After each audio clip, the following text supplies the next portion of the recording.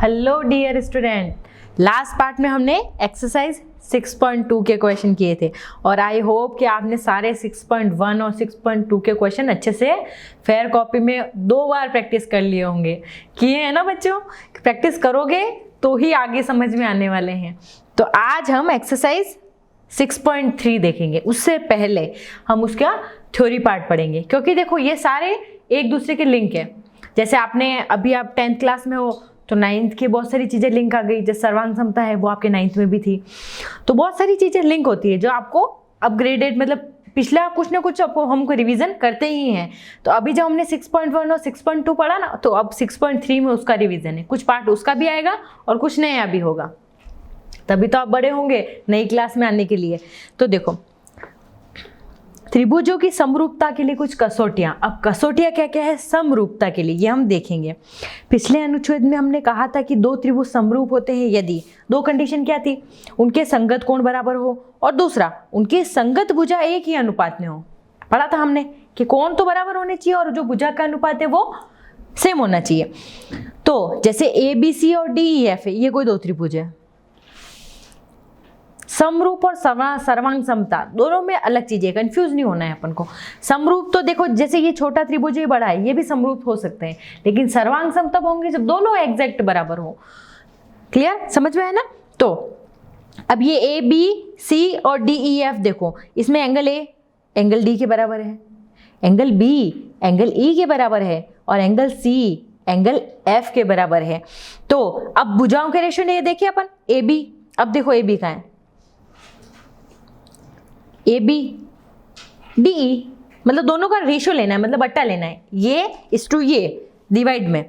और BC ये BC, EF ये BC और EF, और ये CA और FD ये इन दोनों का रेशियो लिया। यहाँ आप देख सकते हैं कि A D के संगत है, B A जो है वो D के संगत है, B E के संगत है, C F के संगत है ना? बिल्कुल एग्जैक्ट आपको जो उसकी जो पोजीशन है ना वो भी वही रखनी है। जैसे आपने इधर AB लिया है तो इधर DE सेम, ऐसे नहीं कि आप इधर AB ले रहे हो और उधर EF भुजा ले रहे हो, नहीं, जो उसके संगत है हमको सेम वही भुजा लेनी है। तो सांकेतिक रूप से हम त्रिभुजों की समरूपता को त्रिभुज ABC और समरूप है DEF लिखते हैं। देखो एक इंपॉर्टेंट चीज, समरूपता को लिखने के लिए सिंबल होता है ऐसा, और सर्वांग समता को लिखने के लिए हमारा सिंबल था ऐसा, मतलब 2 इक्वल टू उसके ऊपर ये वाला साइन। समझ में आया? तो अब देखो, अब जब मैं कभी किसी को आपको बोलूंगी कि त्रिभुज ABC समरूप है DEF के, तो ऐसे लिखूंगी त्रिभुज ABC समरूप है त्रिभुज DE और F के, ऐसे। और अगर मैं आपको बोलूंगी सर्वांग सम है, तो आप क्या होगे? सर्वांग समता के लिए ये वाला साइन बनाओगे। समरूप और सर्वांग समता, डिफरेंस समझ में आया? साइन का भी डिफरेंस ध्यान रखना कि आपको कौन सा साइन लगाना है। अब जब भी आगे मैं समरूप कहूंगी तो अपन को ये साइन यूज लेना है डायरेक्टली, तो आपको समझ जाना है कि मैं समरूपता की बात कर रही हूं। तो संकेत समरूप को प्रकट करता है, कोई दिक्कत नहीं है। याद कीजिए कि कक्षा 9 में सर्वांग समता का संकेत आपने ये यूज किया था ना, याद आया? क्लास 9th में हमने कुछ चैप्टर्स में पढ़ा था, तो उसमें हमने सर्वांग समता के लिए मैं ये वाला सिंबल हम यूज करते थे सर्वांग समता के लिए, तो और समरूपता के लिए ये है। तो इस बात पर ध्यान देना चाहिए कि जैसे त्रिभुजों की सर्वांग समता की स्थिति में किया गया था, त्रिभुजों की समरूपता को भी सांकेत रूप से व्यक्त करने के लिए उनके शीर्षों की संगतताओं को सही क्रम में लिखा जाना चाहिए। देखो याद आया आपको, जब हमने लास्ट चैप्टर 9th में पढ़ा था, तो हम कहते थे कि ये त्रिभुज ABC और ये कोई त्रिभुज ये A B और C है, और ये मेरा D E और F है, ये 2 त्रिभुज है। अब अगर मैं कहूँ कि त्रिभुज ABC सर्वांग सम है त्रिभुज DEF के, याद आया? उसमें हमको क्रम भी नहीं तोड़ना था। ऐसे नहीं कि आप इधर तो ABC लिख रहे हो और इधर आपने लिखा DFE, नो, बिल्कुल पर्टिकुलर क्रम भी वही रखना है। अगर आपने ABC चला है तो इधर भी DEF ही होगा। ऐसे नहीं कि DFE लिख रहे हो EFD लिख रहे हो, नो। तो सेम का सेम समरूपता के केस में भी वही होगा। तो इसमें आपको क्रम नहीं तोड़ना है, आपको सेम उसी क्रम में लिखना है।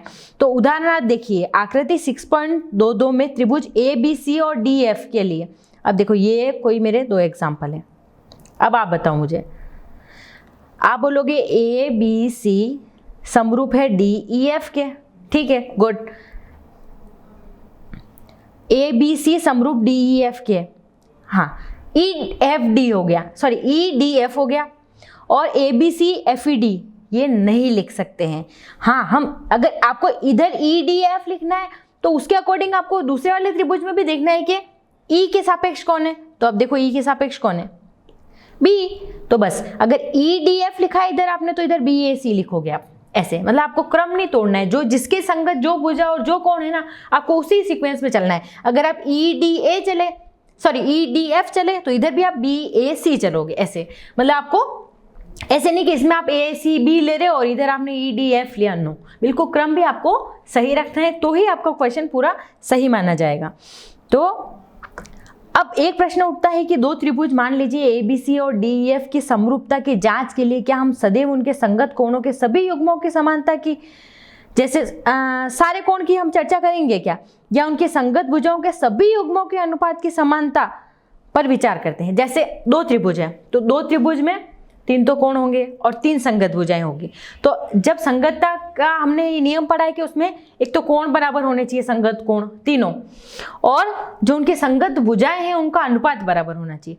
तो अब हम क्या ये तीनों के बारे में चर्चा करेंगे कि कोई 2 चीजें प्रूव हो जाए तो भी चलेगा, तो ये हम आगे देखेंगे।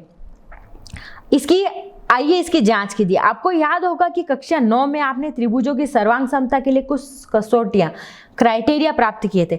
याद है आपने 9th क्लास में साइड क्राइटेरिया, जिसमें हम कहते थे भुजा सर्वांग समता सिद्धांत से हमने ये प्रूव किया। एक में हमने देखा था कि 2 साइड्स और उनके बीच की भुजा, बीच का कोण, तो हम कहते थे एंगल साइड एंगल या फिर साइड एंगल साइड, ऐसे करके हमने सर्वांग समता के कुछ क्राइटेरिया दिए थे ना, नियम बनाए थे हमने। तो जिनमें दोनों त्रिभुजों के संगत भागों में केवल 3 युग्म ही निहित है। अब देखो, जब आप 2 त्रिभुज की बात करते हो तो हम सर्वांग समता में क्या करते थे, 3 क्राइटेरिया कोई भी करते थे, या तो तीनों भुजाएं बराबर हो, या एक कोण और उसके 2 भुजाएं बराबर हो, या 2 कोण और उसके बीच की भुजा बराबर हो। तो हम कितने क्राइटेरिया, हम 6 क्राइटेरिया थोड़ी बनाते थे कि नहीं भाई मेरी तीनों कोण और तीनों भुजाएं मैं प्रूव करूंगी, नहीं, हम 3 क्राइटेरिया बना के सर्वांग समता सिद्ध कर देते थे, और बाद में हम लिख लेते हैं कि बाय द CPCT रूल। याद आया? तो हम डायरेक्टली ये लिख के हम कह देते थे कि वो भुजा, बचे हुए कोण और बचे हुए भुजाएं भी बराबर होगी by the CPCT rule. 9th chapter में हमने पूरा पढ़ रखा है ये। तो बस, तो समरूपता में भी हम यही करने वाले हैं। तो जिनमें इन दोनों त्रिभुज के संगत भागों की सभी 6 युग्मों के स्थान पर संगत भागों के कम से कम युग्मों के बीच संबंध ही निहित थे। तो इसीलिए आइए हम इनके क्रियाकलाप करें। तो अब जैसे इसमें हमने सर्वांग समता की तो चर्चा कर ली 9th क्लास में, अब समरूप के लिए भी हमने कुछ क्राइटेरिया बनाए, क्योंकि आप ऐसे नहीं कि तीनों कोण और तीनों भुजाएं लेके उनका चेक करो। इसमें से अगर कोई आपने 3 भी चेक कर ली या 2 भी चेक कर ली तो भी आपको आगे उसका सॉल्यूशन मिल जाएगा कि हाँ अब ये समरूप होंगे। तो अब देखते हैं,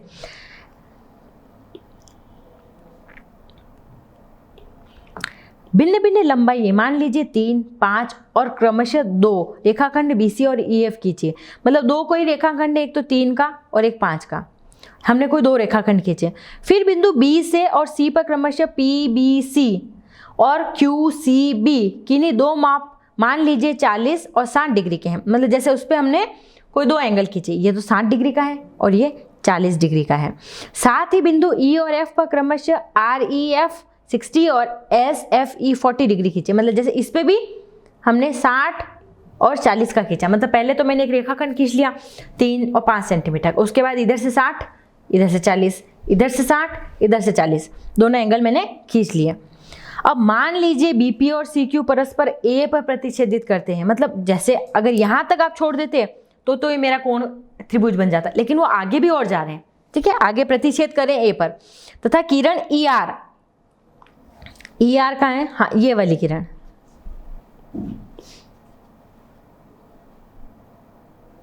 हाँ किरण ER और FS ये आपस में डी पर प्रतिच्छेदित कर रहे हैं। यस, दोनों त्रिभुज ए बी सी और डी ई एफ में आप देख सकते हैं कि बी ई के बराबर है, बी ई के बराबर है। यस, सी एफ के बराबर है, सी एफ के बराबर है, बिल्कुल यस। ए डी के बराबर है, ए डी के बराबर है। क्यों बताओ क्यों? अपन को तो दो ही कोण दे रखे ना, तीसरा कोण कैसे बराबर हो गया? हम जानते हैं कि त्रिभुज के तीनों कोणों का योग 180 डिग्री होता है। जब दो कोण समान हो गए तो ऑब्वियसली तीसरा कोण भी समान होगा ना, क्योंकि 180 में से माइनस करेंगे, 60 + 40 100 और तीसरा एंगल कितना हो गया 80 डिग्री, यानी इसका भी एंगल 80 डिग्री होगा, इसका भी एंगल 80 डिग्री होगा। ठीक है, ऐसे आपको अपना कॉमन सेंस भी यूज करना है कि तीसरा कोण इसने कैसे बराबर कर दिया।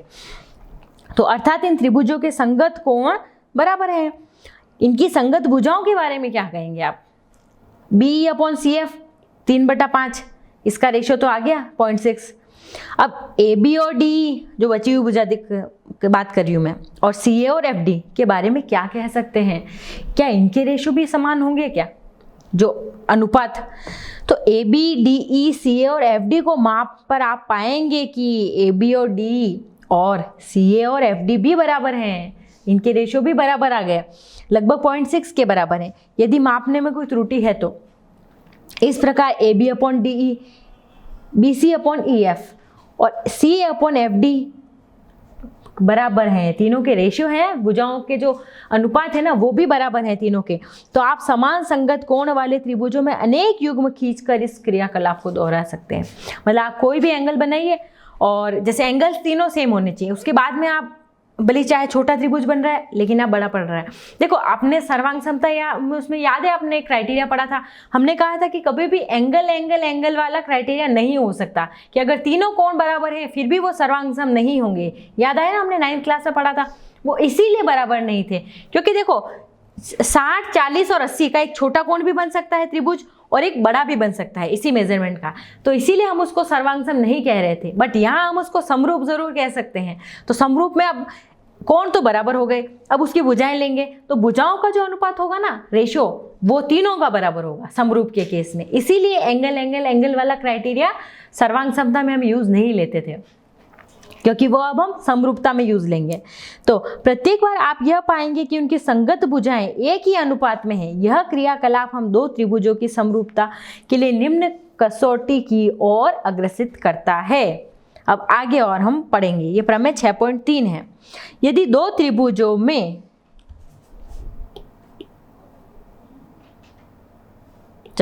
यदि दो त्रिभुजों में संगत कोण बराबर है, संगत कोण बराबर है, उनकी संगत भुजाएं एक ही अनुपात में हैं, तो क्या ये समरूप त्रिभुज होते हैं?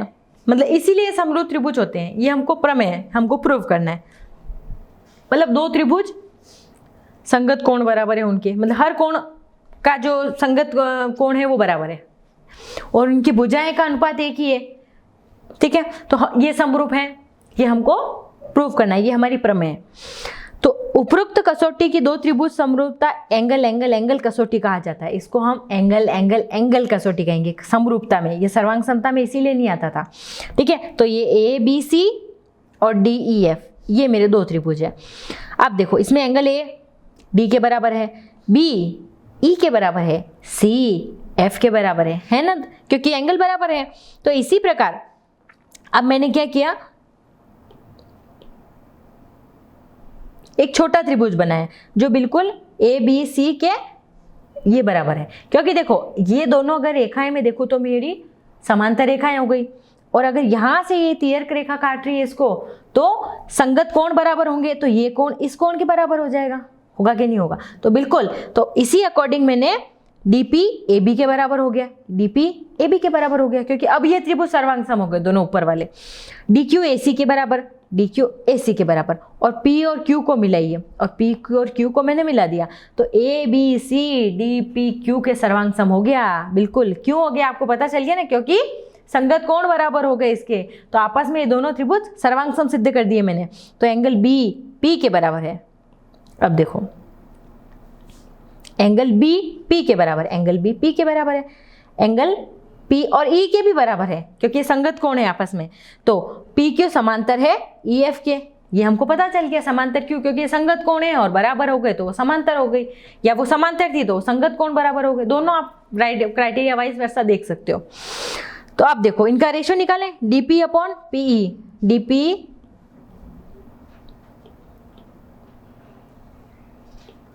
ये अपॉन पीई ये पूरा बराबर है D Q upon Q F. ठीक है, ये वाला सॉरी ये पूरा नहीं है, डीपी और पीई और डी क्यू और एफ क्यू। और अब देखो इसमें देखो ए बी और डी, इसका रेशियो बराबर है ए सी और डी एफ के, क्योंकि ये त्रिभुज सर्वांग समिश्र त्रिभुज के हैं तो मैं सेम इस जगह वो वाले इसके पैरामीटर रख सकती हूँ, तो बस मैंने यही किया।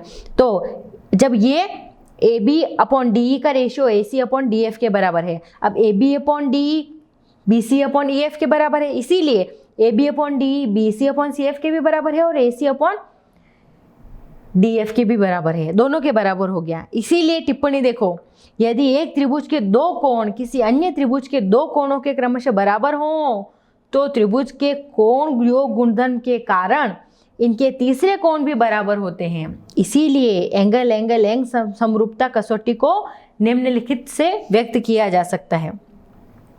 यदि एक त्रिभुज के दो कोण एक अन्य त्रिभुज के क्रमशः दो कोणों के बराबर हो तो दोनों त्रिभुज समरूप होते हैं। मतलब एक त्रिभुज के दो कोण अन्य त्रिभुज के दो कोणों के बराबर हो गए तो ऑब्वियसली देखो तीसरा कोण तो बराबर ही होगा, लेकिन हम उसको क्राइटेरिया में दो कोण ही काफी हमारे लिए प्रूव करने के लिए, तो हमने इसको लिख दिया उपरोक्त तो दो त्रिभुजों की समरूपता एंगल कसौटी कहलाती है ए। तो अब हम जैसे सर्वांग समता में 3 कसौटियां रखते थे, लेकिन इसमें हम 2 ही रखेंगे जैसे एंगल। तो आप डायरेक्ट ये लिखोगे तो आपको समरूपता प्रूव हो जाएगी कि दो त्रिभुजों की समरूपता एंगल कसौटी से।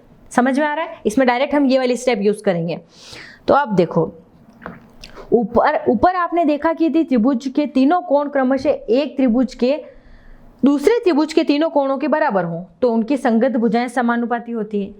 यस, इस कथन के विलोम के बारे में क्या कहेंगे? अब मैं आपको बोल दूं कि एक मतलब अगर समरूप है तो आप बोलोगे उसकी कोण बराबर होंगे और भुजा समानुपाती होगी, तो उसका उल्टा भी आप बोल सकते हो।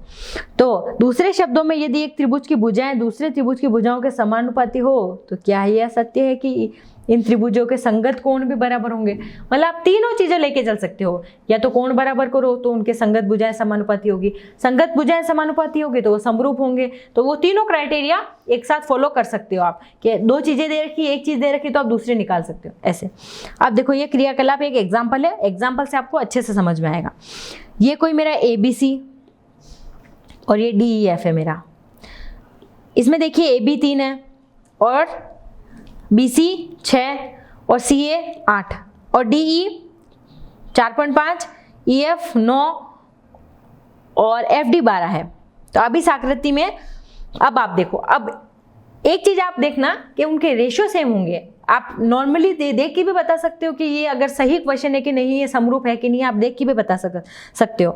तो अब देखो AB अपॉन DE, AB और DE का रेशियो यानी 3 और 4.5 का रेशियो देखो कितना हो गया, 2/3 कुछ आया, तो 2/3 रेशियो ना है। अब 6 और 9 का रेशियो देख लो तो 3 से निकालोगे तो 3 और 2 और 3, यहाँ 8 और 12 आ रहा है तो 4 से करोगे तो 2 और 3, तो तीनों में रेशियो आ रहा है मेरा 2/3। तो अब एंगल ABCDE को मापेंगे तो हम देखेंगे कि एंगल AD के बराबर है, AD के बराबर है, BE के बराबर है, CF के बराबर है। तो अर्थात दोनों त्रिभुजों के संगत कोण के माप बराबर होंगे। देखो या तो आपको कोण दे दे तो उनकी भुजाओं के अनुपात समान होगा, और या आपको इस क्वेश्चन में आपको भुजा के अनुपात दे दिया तो अब जो कोण होंगे वो बराबर होंगे। तो इससे हम दोनों तरीके से हम इसकी सॉल्यूशन कर सकते हैं। तो इस प्रकार अनेक त्रिभुजों के युग्म खींचकर जिसमें संगत भुजाओं के अनुपात एक ही है, इस क्रियाकलाप को आप दोहरा सकते हैं। आप पाएंगे कि इन त्रिभुजों के संगत कोण बराबर हैं तो यह 2 त्रिभुजों की समरूपता की निम्नलिखित कसौटियों के कारण है। अब प्रमेय 6.4 देखो, यदि 2 त्रिभुज में एक त्रिभुज की भुजाएं दूसरे त्रिभुज की भुजाओं के समानुपाती हो तो इनके संगत कोण बराबर हो तो इसलिए दोनों त्रिभुज समरूप होंगे। देखो तीनों चीजें बोल दी, एक तो दूसरी भुजा समानुपाती हो, भुजा का रोल आ गया, कोण का रोल आ गया, और तीसरा समरूप हो गए। तीनों साथ में चलेगी, भुजा, कोण और समरूप होंगे। तो ये तीनों चीजें आप नोट करना आगे आने वाले क्वेश्चन में। तो इन कसौटियों को दो त्रिभुज की समरूपता साइड साइड साइड भुजा कसौटी कहा जाता है। उपरोक्त प्रमेय को एक त्रिभुज ABC और DEF लेकर AB, अब हमने एक और एग्जांपल लिया, दो त्रिभुज लिए मैंने ABC और DEF कुछ लिया, इसको लेकर दोहराना है। अब इसमें AB का रेशो अपॉन DE का रेशो, BC का रेशो अपॉन EF का रेशो और CA का रेशो और FD का रेशो हमको देखना है। तो अब इसमें देखो,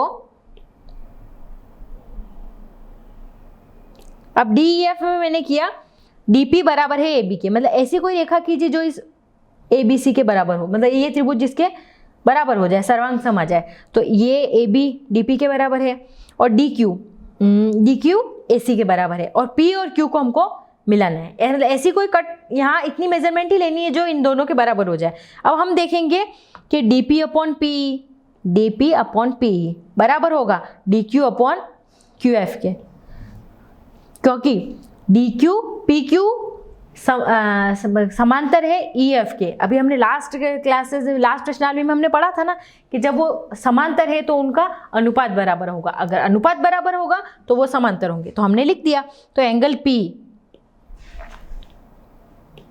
अब एंगल P एंगल E के बराबर है, संगत कोण, और Q और F के बराबर है। तो ये दोनों एंगल बराबर आ गए, यानी मैं ऐसे DP अपॉन DE और DQ अपॉन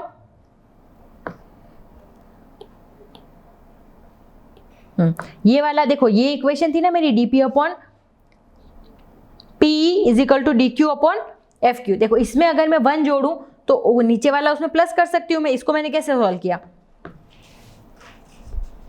कि DP अपॉन PE प्लस 1 करूं तो DP plus PE upon PE, तो DP प्लस PE क्या हो गया मेरे, DE पूरा हो गया ना।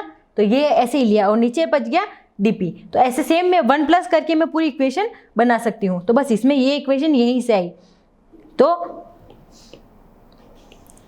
DP अपॉन DE और DQ upon DF equal to PQ upon EF, PQ upon EF,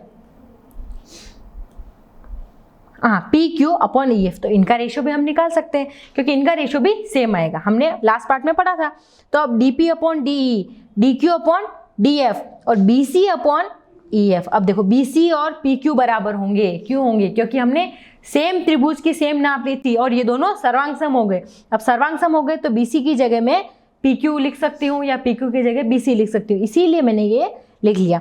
और इसी अकॉर्डिंग BC PQ के बराबर होंगे क्योंकि ये दोनों सर्वांग सम है, ABC और DPQ, क्योंकि ये भुजा समान है इसके, ये भुजा समान है इसके, और ये A और D उभयनिष्ठ हो गए, मतलब दोनों में कॉमन है एंगल, मतलब बराबर है। तो ये एंगल बराबर हो गए, यानी ये दोनों त्रिभुज सर्वांग सम सिद्ध हो गए। अब जब सर्वांग सम हो गए तो AD के बराबर BE के बराबर और CF के बराबर होगा।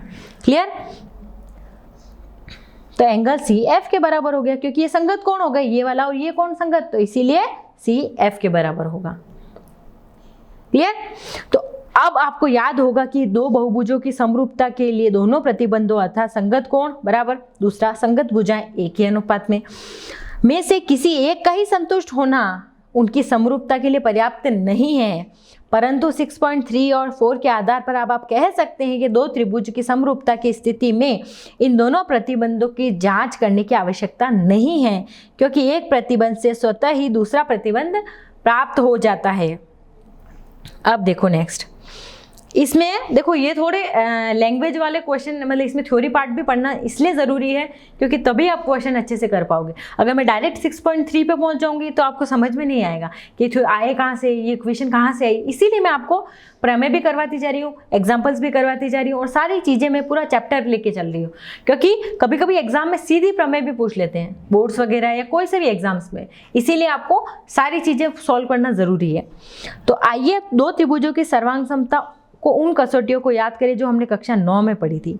आप देखते हैं कि SSS समरूपता कसौटी, तुलना SSS सर्वांग समता कसौटी से की जाती है। तो हमें यह संकेत मिलता है कि त्रिभुजों की समरूपता की कसौटी प्राप्त करने का प्रयत्न किया जाए, जिससे हमें साइड एंगल साइड मतलब दो भुजाएं उनके बीच का कोण सर्वांग समता कसौटी से तुलना की जाए। अब हम इसके लिए एक एग्जाम्पल करेंगे। आप एग्जाम्पल करोगे तो आपको अच्छे से समझ में आएगा। अब क्रियाकलाप, त्रिभुज ABC और DEF खींचना है हमको, ABC और DEF। अब इसमें AB 2 है और एंगल A 50 है, AC 3 है, नहीं AC 4 है, ठीक है, और DE ये मेरा 3 है और एंगल D मेरा 50 डिग्री है और DF मेरा 6 है। अब आपको बताना है इसमें, देखो पहले तो एंगल देख लो कि दो भुजाएं और उनके बीच का कोण, ये दो भुजाएं हो गई, उसके बीच का कोण ये। तो अब दोनों 50-50 है। अब इनका रेशो देखो मैं 2/3 और इसका रेशो 4/6, यानी ये कटा तो इसका भी 2/3 है, ठीक है। एक कोण और दो भुजाएं, तो ये मेरा साइड एंगल साइड का क्राइटेरिया हो गया। तो AB और AC AB/DE और AC/DF का रेशो 2/3 आ गया।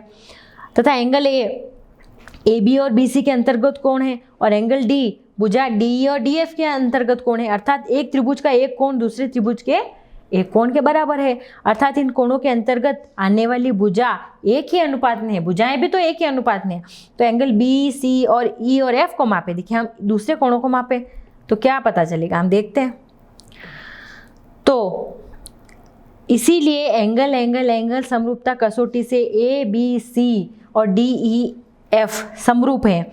आप ऐसे अनेक त्रिभुजों के युग्म खींचिए जिसमें एक त्रिभुज का एक कोण दूसरे त्रिभुज के एक कोण के बराबर है, मतलब एक ही कोण बराबर होना चाहिए, ऐसे नहीं तीनों, और उसमें दो भुजाएं और दे रखी हो, बराबर हो। इन कोणों के अंतर्गत करने आने वाली भुजाएं एक ही अनुपात में हो। तो इसके लिए आप और एग्जांपल ले सकते हो, मतलब दो तो भुजाएं होनी चाहिए और उसके बीच का कोण होना चाहिए। तो फिर आप देखना कि समरूप है कि नहीं। अब ये आप जो B और C एंगल है ना, और E और F आप देखिए D से माप के देखना कि आपको क्या पता चलता है कि वो एंगल इक्वल आते हैं कि नहीं आते। तो ये भी हमारा एक समरूपता मापने का एक कसौटी है, क्राइटेरिया है ये हमारा। यदि एक त्रिभुज का एक कोण दूसरी त्रिभुज के एक कोण के बराबर हो तथा इनके अंतर्गत आने वाली भुजाएं समानुपाती है, दोनों त्रिभुज समरूप होते हैं, यानी ये समरूप हैं।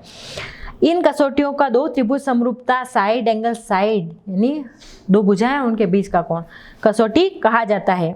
अब इसको भी मैंने एक प्रमेय से सिद्ध किया। ये त्रिभुज ABC है और ये त्रिभुज DEF है, दो त्रिभुज हैं। अब इसमें AB/DE ये पूरा का अनुपात AC/DF के, तो एंगल A और एंगल D बराबर है, क्योंकि आकृति 2.8 में हमने सिद्ध किया जा सकता है, क्योंकि एंगल A और D बराबर होंगे। और DP, अब देखो DP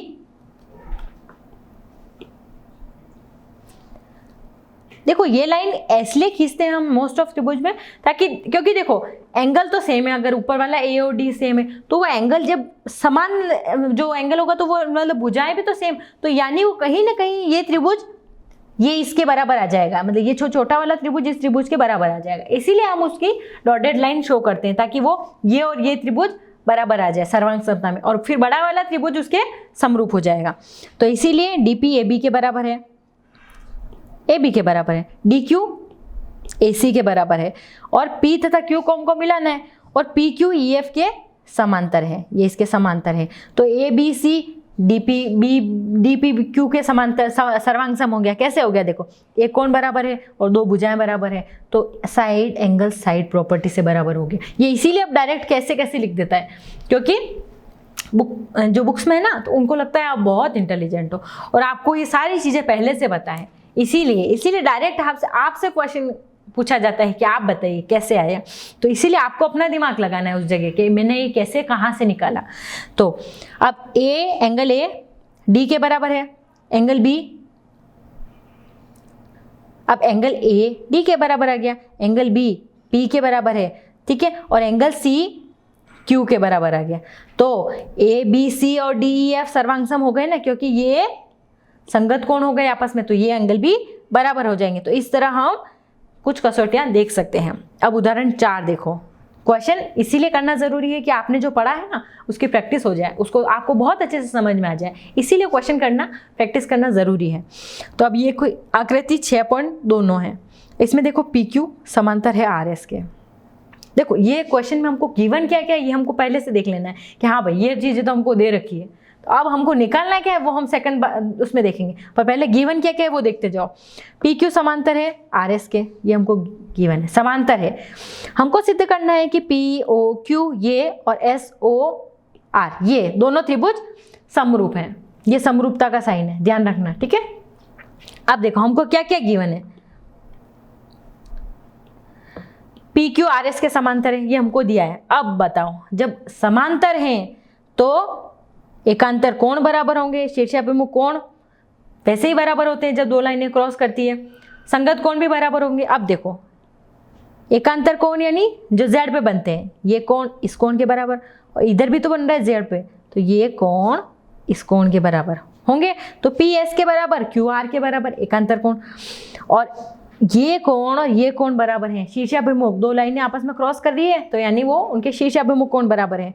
तो अब कौन सी समरूपता कसौटी हो गई, ये दोनों सर्वांगसम एक बार हमने प्रूव कर दी है। तो हाँ मतलब दो तो कोण और तीनों कोण बराबर हो गए, सॉरी सर्वांगसम नहीं है, एंगल एंगल एंगल कसौटी है। तो जब एंगल एंगल तो PQR सर्वांगसम है SOR के, तो हमने ये समरूपता कसौटी यूज लिए एंगल एंगल एंगल, यानी तीनों कोण बराबर आ गए। अब देखो उदाहरण नंबर 5, देखो ये 6.30 में P ज्ञात करना है हमको। अब P कहाँ है, ये हमको P निकालना है। अब रेशो देखो मैं आपको एक चीज बताती हूँ, कभी भी आप ध्यान रखना जब अगर रेशो वाले क्वेश्चन आए ना तो आपको कंफ्यूज नहीं होना है। जैसे आप इधर आपको 6 दिख रहा है तो ऑब्वियसली या तो उसका डबल होगा या उसका अनुपात सेम रहेगा। तो अब आपको ऐसी कौन दूसरी वाली देखो, ये 3.8 है और ये 7.6 है, यानी 3.8 का डबल 7.6 है, 6 का डबल 12 है, यानी ऑब्वियसली ये इसका डबल होगा, क्योंकि अगर मैं इसको डिवाइड करूँ तो 6√3 और यहाँ पे 3√3, तो √3 से यानी इसका भी 1/2 आ गया। तो आपको ये कोशिश करना कि वो भुजा वो वाली मतलब उसका जस्ट या तो अनुपात में कट रही हो, तो आपका क्या टाइम वेस्ट नहीं होगा, आप डायरेक्ट देख लोगे। तो अब इसमें ABC और PQR दो त्रिभुज ले लिया, ठीक है। अब AB/RQ ये वाला, हाँ क्योंकि ये इसी के तो मतलब समानुपात में थी ना, तो बस इसका रेशियो 1/2, BC/QP का भी 1/2, CA/PR का भी 1/2 कट। आपको √3 दे के घबराना नहीं है, पर वो अपने आप कट जाएगा, ऐसी स्टेप इसीलिए दी। तो AB/RQ, BC/QP और CA/PR इन तीनों के रेशियो आ गए 1/2, तो यानी ABC समरूप हो गया RQP के, साइड समरूपता से। अब जब ये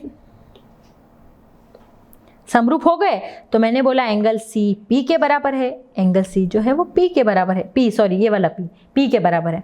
तो अब जब C और P के बराबर है, अब एक एंगल 80 है एक 60 है, तो तीसरा आप निकाल सकते हो।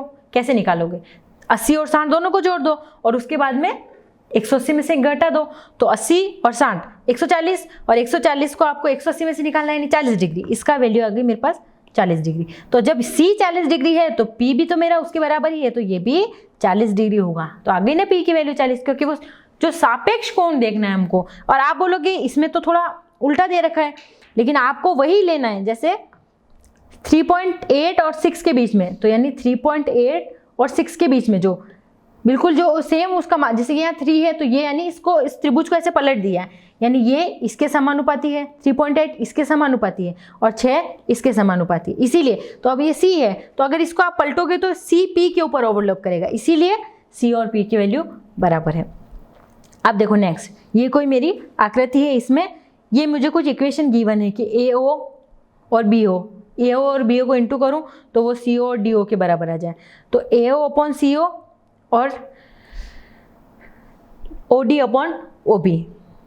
अब देखो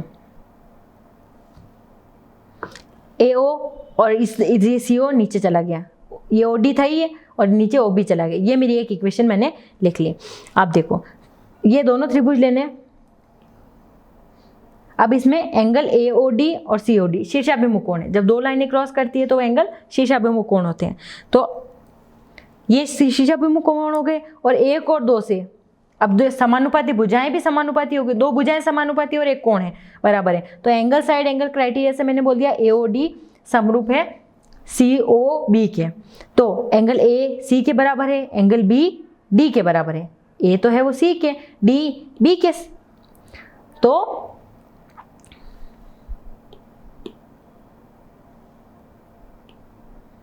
उस अकॉर्डिंग मैंने बता दिया लास्ट में कि जब समानुपाती समरूप क्राइटेरिया मैंने साइड एंगल साइड निकाल दिया दो, इसीलिए A C के बराबर हो जाएगा और D B के बराबर हो जाएगा। चलो नेक्स्ट। अब ये कोई उदाहरण है, एक 90 सेंटीमीटर की लंबाई वाली एक लड़की, इस लड़की की लंबाई 90 सेंटीमीटर है, लगे खंबे के आधार से परे 1.2 मीटर पर सेकंड की चाल से चल रही है। मतलब यहाँ से ये 1.2 मीटर की चाल से वो चली। यदि बल्ब भूमि से 3.6 मीटर की ऊंचाई पर है, मतलब इस बल्ब की ऊंचाई 3.6 मीटर है, तो 4 सेकंड बाद उस लड़की की छाया की लंबाई कितनी होगी। मतलब 4 सेकंड बाद ये हमको D निकालना है, इसकी लंबाई कितनी होगी हमको ये निकालनी है। तो मान लीजिए AB बल्ब खंबे लगे खंबे को तथा CD 4 सेकंड टाइम भी दे रखा है, ध्यान रखना तीनों चीजें आप देख लो। तो मान लीजिए AB बल्ब लगे खंबे की लंबाई है और CD द्वारा लंबे खंबे की आधार से परे 4 सेकंड चलने के बाद ही उसकी स्थिति प्रकट करती है। मतलब वो यहाँ आने के बाद उसकी छाया जो हमने जो कंडीशन ली ना वो 4 सेकंड बाद है, मतलब वो 4 सेकंड तक तो चल गई, उसके बाद में उसकी छाया बनी, हमको वो निकालना है। तो आप देखेंगे कि DE लड़की की छाया की लंबाई है। मान लीजिए DE x मीटर है, मान लीजिए जैसे ये लंबाई मेरी x मीटर है, एक बार जब तक मुझे पता नहीं तो मैं x मान लेती हूँ, ठीक है। तो BD क्या होगा, ये है मेरा BD।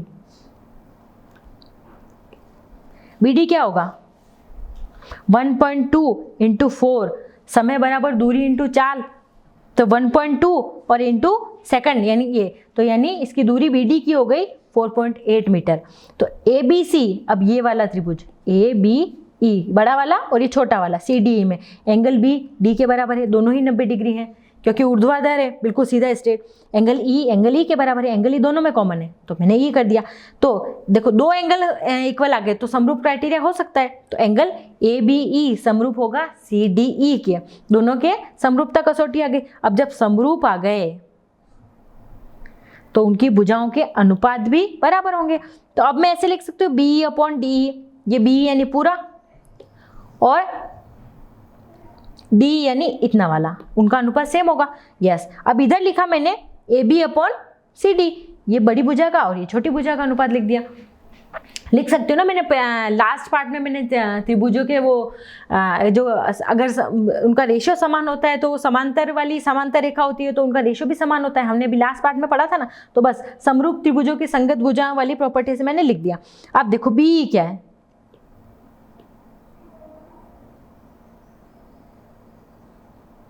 B ये पूरा है। अब B देखो यहाँ तक तो उसकी 4.8 मीटर आ गई थी मेरी, कैसे आई थी मैंने निकाल दी थी दूरी, समय बराबर दूरी अपन चाल से, तो दूरी निकालूंगी तो समय इंटू चाल निकल जाएगा। तो समय मेरा 4 से था और ये 1.2 मीटर की मेरी चाल थी तो उस अकॉर्डिंग मैंने निकाल दी तो 4.8 आ गया। B पूरा ये 4.8 है और ये x माना था तो 4.8 प्लस x हो गया। अब B सिर्फ मेरा D तो मेरा सिर्फ x है तो मैंने x लिख दिया। देखो ऐसी इक्वेशन मैंने इसलिए बनाई क्योंकि मुझे x की वैल्यू निकालनी।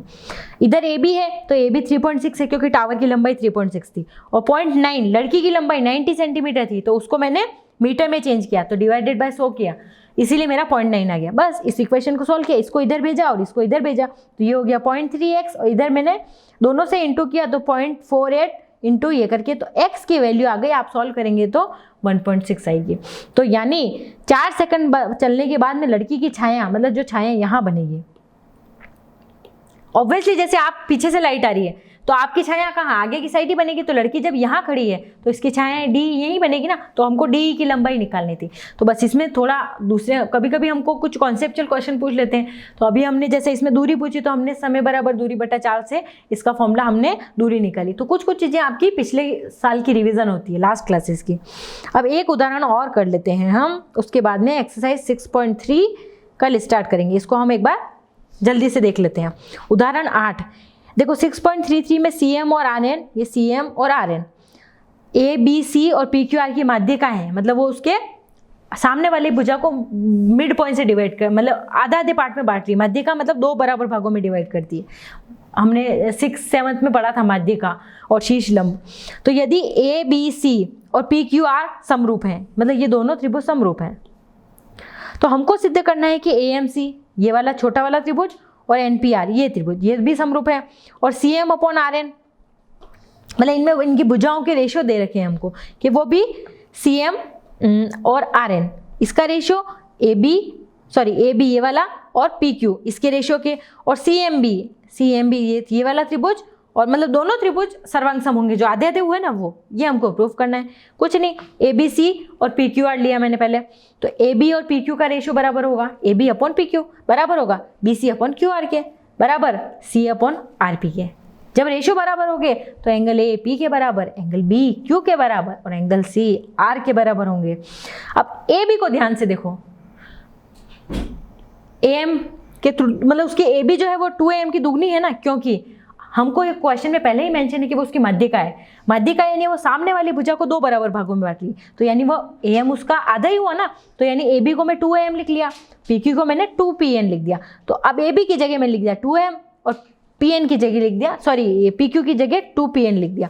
तो CA अपॉन RP, ये तो मेरा ऊपर वाली इक्वेशन में था ही, ये CA अपॉन RP। तो बस 2 से 2 कट गया, तो AM और PN का रेशियो है CA अपॉन RP के, और MAC और NPR दोनों एंगल इक्वल होंगे। MAC